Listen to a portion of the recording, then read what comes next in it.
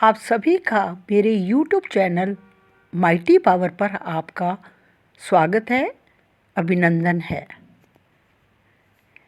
मैं देखती हूँ कि ये जीवन जो हमें भगवान ने ये दिया है, मनुष्य जीवन, कितना छोटा है। कोई नहीं जानता कि उसकी ज़िंदगी कितने समय की है, और अगर हम इस जीवन में पुण्य कर्म कमा लें तो शायद हमारा जीवन सफल हो सकता है। पुण्य कर्म किसी न किसी रूप में किए जा सकते हैं।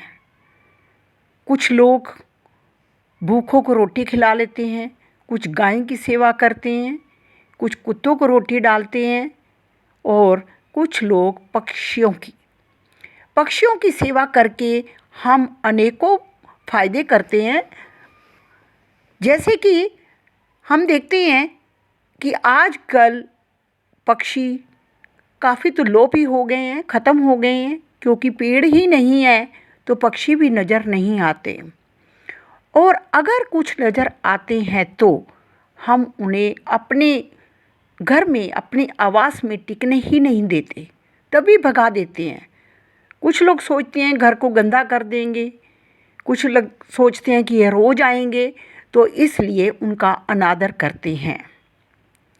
कहते हैं कि श्राद्ध पक्ष में अगर कौवा आता है और उसको रोटी डालती है तो इसका मतलब हमारे जो पितृ हैं वो कौवों के रूप में आते हैं, और अगर वो रोटी स्वीकार कर लेते हैं, वो टुकड़ा उठा कर चले जाते हैं, तो हम सोचते हैं कि उनके किए गए श्राद्ध हमारे पूर्वजों के वो सफल हुए।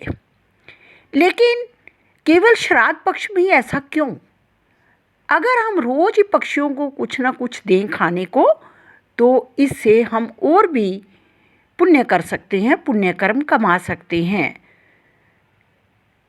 आजकल हम देखते हैं कि अगर कबूतर घर में आते हैं तो हमें उनको क्या करना चाहिए, उन्हें छत पर कोई ना कोई बाजरा, ज्वार या कुछ भी ऐसी जो भी अन्न है, किसी न किसी रूप में भी होना चाहिए, वो हमें उनको देना चाहिए। और आने वाली, आप पता है गर्मी आ रही है, और हमें उनके लिए पानी का भी प्रबंध करना चाहिए, पानी भरकर रखना चाहिए कि जब वो अन्न खाते हैं और पानी पीकर उड़ जाते हैं तो उड़ते उड़ते हमें वो ढेरों आशीर्वाद दे के जाते हैं, जो कभी भी विफल नहीं होते। हमारी हर परेशानी ख़त्म हो जाती है, हमें सुखों की प्राप्ति होती है।